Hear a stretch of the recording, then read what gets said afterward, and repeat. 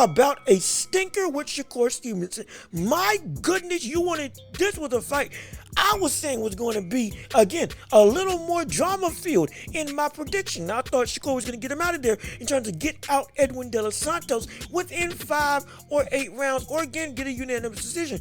That doesn't change the fact that this fight was an absolute snooze fest and was horrible. It was a bad win. Let's just call it like it is. It was a bad win for Shakur Stevenson, because while he was able to keep the distance, he wasn't able to get really any substantial offense, and none of them were.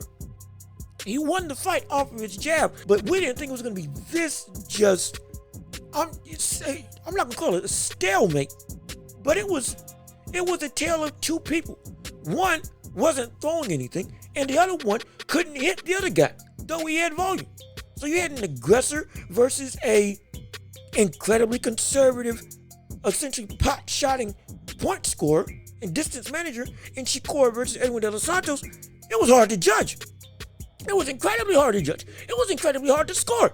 Let's face it. For the first 4 rounds, I had Santos winning, but based off of just sheer aggression, just because he was actually doing something in the ring. It barely registered. When they showed the stat that Shakur had landed 16 jabs by round 4, I was like, no, that's impossible. There's no way. I didn't even catch him. And I'm watching that fight intently. I didn't even catch the jabs that did land. Because it seemed like he wasn't throwing anything at all. Because he wasn't getting in the range of Edwin De Los Santos. I'll tell you that right now. He was not getting in the range for Edwin De Los Santos, because that power, like I said, it is real. And it will make you wary of him when he starts coming forward. So yeah, you would say, oh, why didn't he throw anything on the inside or attempt to land some of those counters? Well, one of the reasons why was because of the fact that this was a dangerous brother he was going up against.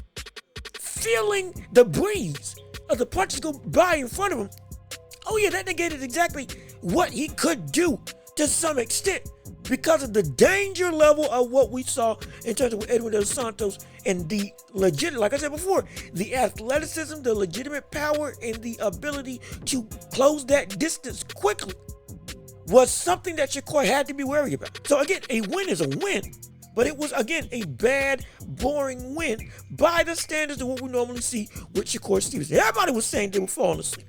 I was struggling to keep really invested in that fight as intently as I was trying to watch it, because there was barely anything to score for the most part, like we said earlier. That's one of the reasons why we saw Shakur being so defensively minded, potentially even more than we've ever seen him before. I believe he barely got over double digits in scoring in a round in terms of punches landed for the entirety of the fight. It was insane. Snooze fest again. But also because let's not overlook the fact that Shakur was hurt. He was. Shakur Stevenson was hurt. Based on what I can understand as news is coming out, injured his hand in training and couldn't throw the hook like he wanted to, and wasn't able to really utilize his offense that he wanted to the fullest extent because of that injury, which we saw take an immense amount of his normal game plan out of his arsenal. Because let's face it, that wasn't the same Shakur that we normally see. That's not the same Shakur that we normally tout as being one of the best in the world, and from a talent perspective. That's not the Shakur Stevenson that's seen as the next face of boxing, one of the bigger names that the sport will have as its crowning child as his career progresses and once he reaches his prime. That's not what we saw. It's not what we saw at all. No way that's the same Shakur that we've been talking about. Absolutely not. An abysmal performance from him. But we have to, again, utilize context. He was legitimately hurt. We've never seen Shakur look like this before. Even with dangerous opponents. Even with opponents with cachet. There was clearly something off, and what was off was an injury. They tried to allude to or try to get him to answer that directly in the ring. Kept saying, I just felt off. I'm not going to get into exactly what was going on, but I just wasn't able to be myself. This was a bad performance.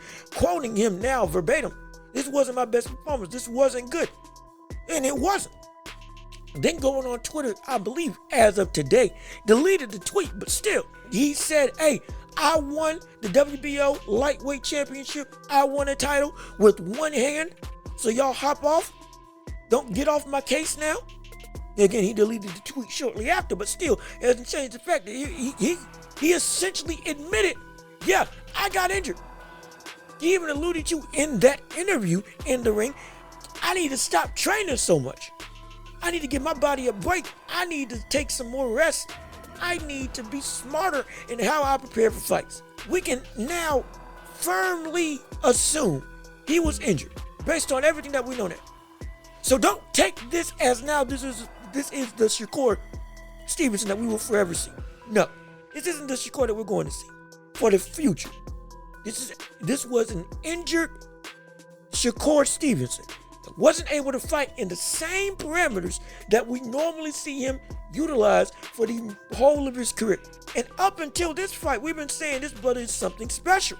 We haven't been calling him boring. We haven't been calling him somebody who is you don't need to tune in for because he is not worth watching. No, we've been high on this brother for a reason. Don't let one performance all of a sudden quell all of that momentum and legitimate praise that we've been saying Shakur aptly deserves. It's ridiculous. Don't do that. Don't do that. Don't be a dumb bandwagon type of person that just hops on the hate train all because of one fight when we've seen up until this point there's a need for context because this type of drastic drop-off doesn't just happen unless something significant has caused it to happen for the majority of the time. Now, yes, sometimes we see fighters and athletes at some point in time, boom, they just hit the wall and it just gone. We get it. It happens. We understand. That's not this fight though. But there is a need for him to prove something when he fights again. Yes, there is. Now, as champ, he's got to prove something in his next fight. Yeah, that wasn't the Shakur that you all are used to. That was a one-off performance due to an injury, but that's not who I am. And he has to prove that in his next fight. He does. Just based off the fans and just keeping the train going for him to maximize not only his ability to make money, but his ability to make sure that he will get the big fights that he wants. Yes, I know he is champion. He is a WBC champion. He's a lightweight champion. Yes, he is now a man, one of the men that the whole division has to go through. No doubt about it. To a degree now, he becomes unavoidable. But the point still stands. Whether he does or doesn't isn't the issue. The issue is what the necessity is, what the requirement is for the rest of the fan base. Right now, many people don't have a bad taste in their mouth when it comes to thinking of Shakur Stevenson based on his last performance. As the saying goes, you're only as good as the last time that we've seen. You're only as good as your last fight. A lot of people are turned off on Shakur Stevenson because of this fight. Don't be one of those people that all of a sudden use this fight as such a lofty drop-off, such a significant drop from the consistent work that we've seen Shakur Stevenson do throughout his career.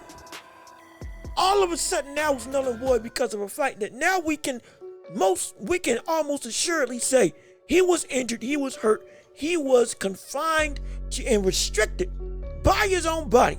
Let another fight happen. Then if we see the same level of bad, boring, snooze fest type of an affair, then yes, go into the whole spiel. Yeah.